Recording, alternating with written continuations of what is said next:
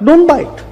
Nobody forced you to buy it. डांट लगाई है अमेरिका को। इंडिया ने अपने पांवों पे खड़ा होने का फैसला कर लिया। We are not going to compromise that. तो जयशंकर साहब का जो पूरा बयान है उसको मैं अपने तरीके से समराइज करता हूं। उनके कहने का ये मतलब था कि जब रशिया ने यूक्रेन वॉर के बाद हमें ऑयल ऑफर किया डिस्काउंटेड प्राइस पे, तो बाइडेन एडमिनिस्ट्रेशन ने इंडिया से कहा कि you should go ahead and by the oil. Biden administration ने यह कहा ये इसलिए जरूरी है क्योंकि ऑयल की जो प्राइसिंग होगी वो मार्केट में बहुत ज्यादा महंगी हो जाएगी और हाहाकार मच जाएगा, और इसकी वजह से वो ये चाहते हैं कि आप रशियन ऑयल को खरीदें और उसको रिफाइन करके उसको सेल आउट करें। बिकॉज इंडिया जो ये कर रहा था अचानक से इतना बड़ा जो है वो इतना बड़ा जो डिसीजन है ऐसे नहीं लिए जाते। तो इसका मतलब ये है कि ये तो अमेरिका को पहले से पता था और अमेरिका के कहने पे ये सब भी किया गया, क्योंकि अमेरिका ने हमसे बोला कि आप कीजिए, बल्कि उनके कहने पे इसलिए किया क्योंकि ऑयल प्राइसेस गलत हो जाएंगे, गड़बड़ हो जाएंगे। उन्होंने ये भी कहा कि जो Nord two stream Nord two जो पाइपलाइन है उसको भी अमेरिका ने जो है वो डिस्ट्रॉय कर दिया था, तो उसके बाद और भी ज्यादा उनकी मजबूरी हो गई थी। तो we in a way helped America और आज they are making us accountable for helping them, जो मुझे बात समझ में आई जयशंकर साहब की। तो उनका वो तो सही कह रहे हैं ना, उन्होंने तो डो टू का भैया ऑयल नहीं लेना, मत लो आप, टेंशन कहां से आता है? क्योंकि वो ऑयल ले कौन रहा है? वो ऑयल जो है वो तो यूरोपियंस ले रहे हैं ना, आप समझिए। उसका खरीदार कौन है? उसका खरीदार कोई ऐसी कंट्री नहीं है जो कि सऊदी अरेबिया को से लेता था और फिर वो हम लेना शुरू कर दिया। उसका खरीदार वही था जो रशिया से खरीदता था, वो अब रशिया से ना खरीद करके हमसे खरीद रहा है। It is exactly your transaction. जैसे कि पाकिस्तान जो चीज भारत से लेता है ले सकता है, वो भारत से ना लेकर के दुबई से ले रहा है, लेकिन खरीदार दोनों में पाकिस्तान ही है। बेचने वाला अंतर में आ गया ना।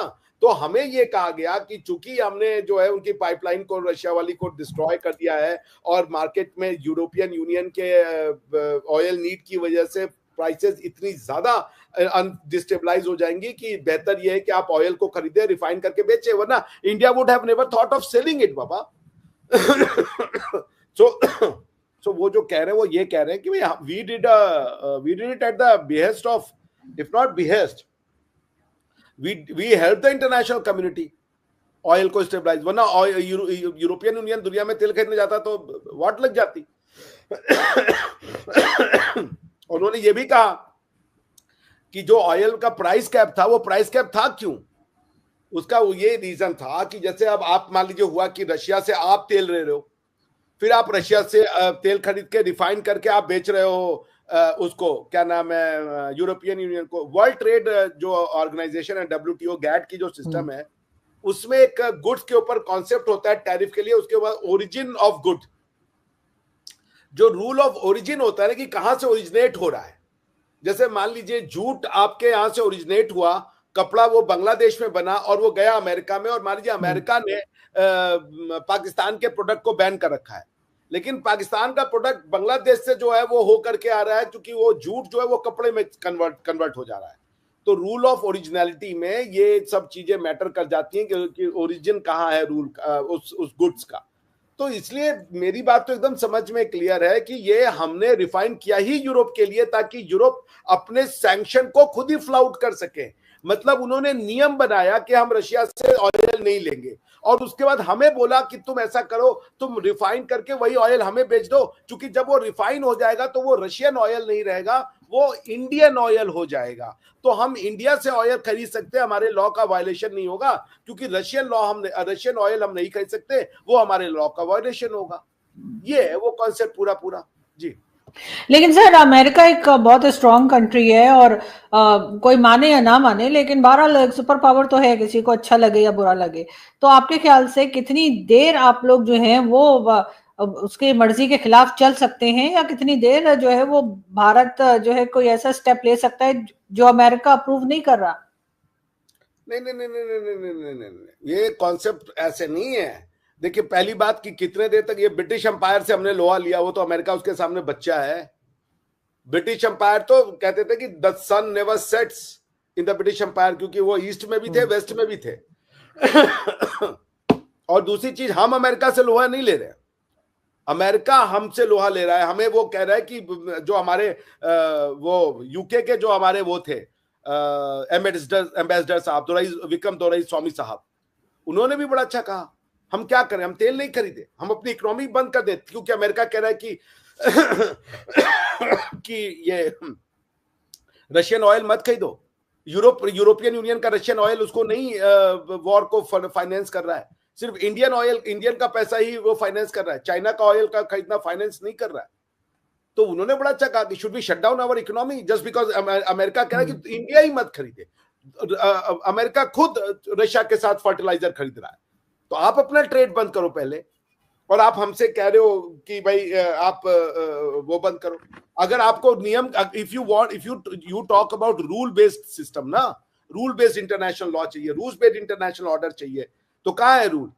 चाइना, आप पहली बात आप होते कौन हो सैंक्शन लगाने वाले? यूएन से बात करो आप। दूसरी चीज, चलिए आपने लगा दिया, तो चाइना को क्यों नहीं लगाया? चाइना आपके, चूंकि आपकी इकोनॉमी ज्यादा इंटीग्रेटेड है, ज्यादा डिपेंडेंट है चाइना के ऊपर, तो आप नहीं लगा सकते।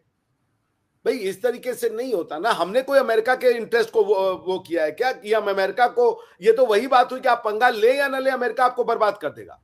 क्योंकि अगर हम पंगा न ले तो हम अपनी इकोनॉमी बंद कर दें, हम भैया ऑयल ले मार्केट से ऐसे रेट पे कि हमारी जो बिजली का रेट है वो भाग जाए, हमारे जो इंडस्ट्रियल इनपुट है वो उसका कॉस्ट बढ़ जाए, और हमारा सारा का सारा इकोनॉमी जो आज हम वर्ल्ड की लार्जेस्ट ग्रोइंग इकोनॉमी है वो हम वर्ल्ड की स्लोएस्ट ग्रोइंग इकोनॉमी हो जाए। बिकॉज ये सारा इकोनॉमी ग्रो किस पे कर रहा है? एनर्जी पे ग्रो कर रहा है ना।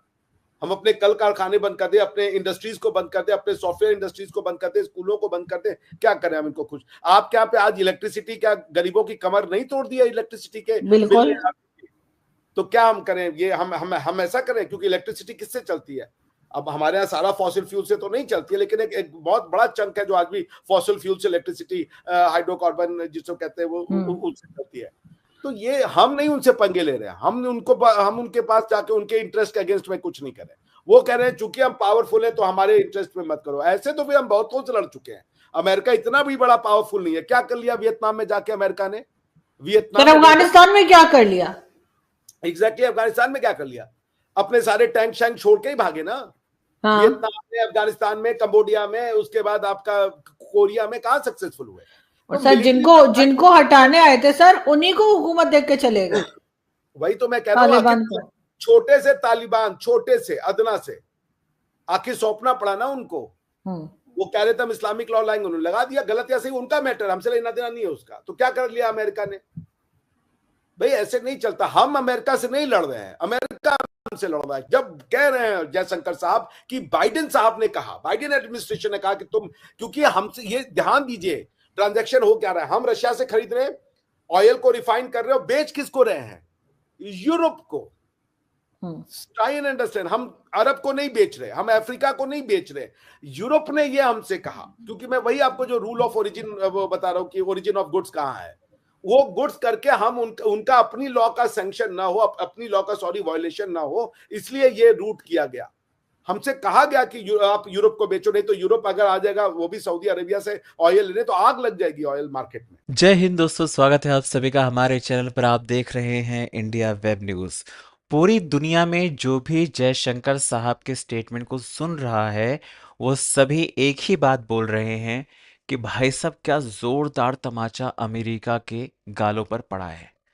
डोनाल्ड ट्रंप जो दुनिया में आज उथल पुथल मचाने की कोशिश कर रहा है, बच्चों जैसी हरकतें कर रहा है, उसके ऊपर जयशंकर साहब ने करारा तमाचा मारा है और ये दिखाया है कि भारत किसी का गुलाम नहीं है, भारत किसी का पिछलग्गू नहीं है, कि जो जैसा कहेगा भारत वैसा करता जाएगा। वो समय गया जब कभी हम हाथ बांध कर अमेरिका के आगे पीछे भी घूमे थे, लेकिन अब वो वक्त नहीं है। ये 2025 का भारत है, 140 करोड़ जनता, जिसका एक ऐसा लीडर जो किसी के सामने झुकना पसंद नहीं करता है, अपनी राहें खुद बनाने की कोशिश कर रहा है, चाहे वो टेक्नोलॉजी के फील्ड में हो, चाहे वो फिर डिफेंस सेक्टर में हो। जिन चीज़ों के ऊपर हम दूसरे के ऊपर रिलाय करते थे, वही आज हम भारत में मेक इन इंडिया के तहत बनाने लग रहे हैं। और इसी वजह से अभी हाल में ही आपने देखा कि अग्नि 5 का परीक्षण किया गया, जिसकी लगभग जो मारक क्षमता है वो 6,000 7,000 के आसपास है। तो जाहिर सी बात है, इन सब की वजह से इन सब की वजह से अमेरिका को भी लग रहा है कि भाई भारत ना जिस तरह से आगे बढ़ रहा है, जिस तरह से आगे तरक्की कर रहा है ना, ये काबू में नहीं आएगा। इसीलिए इसके ऊपर टैरिफ टैरिफ की जगह पे हम इसको सैंक्शन ही बोल सकते हैं, क्योंकि ये सैंक्शन बोले गए हैं अमेरिका ने खुद बोला है कि भाई हमने भारत के ऊपर सैंक्शन लगाए हैं। तो भाई तुम्हें पता ना सैंक्शन किसके ऊपर लगता है? जब कोई तुम्हारा दुश्मन देश होता है उसके ऊपर लगता है। और तुम जिनको दोस्त दोस्त बोलते थे तुमने उन्हीं के ऊपर लगा दिया, तो तुम किसके सगे हो? तुम किसी के सगे नहीं हो। इसीलिए जवाब देना अब ज़रूरी था, और आपकी ही भाषा में जवाब देना ज़रूरी था। पाकिस्तानी तो खैर ये कभी सोच ही नहीं सकते थे, इसलिए खास तौर पर पाकिस्तानी पत्रकार तो शौक है कि भारत क्या इतना बड़ा हो गया है? क्या भारत इत अब अमेरिका को जवाब दे रहा है? भारत अमेरिका को जवाब दे रहा है, तो हमारी क्या हैसियत है? भाई तुम्हारी कोई हैसियत है ही नहीं। हम तो तुमको मानते ही नहीं। तुम खुद ही अपनी आवाम को डराने में लगे हो कि भारत हम पर हमला कर देगा, भारत हमको मार देगा, भारत हमारा खाना छीन लेगा। फैलाओ दहशत अपने उसमें, लेकिन भारत कभी किसी का बुरा नहीं चाहता है। लेकिन हाँ, एक चीज़ ये है कि अगर मुंह में हाथ डालोगे ना, तो फिर बंदा कब तक बचाएगा तुमको। आप लोग क्या सोचते हैं? कमेंट करके बताएं। चैनल पर अगर नए हैं तो चैनल को सब्सक्राइब करें, इस वीडियो को लाइक करें और शेयर करें। जय हिंद, जय भारत।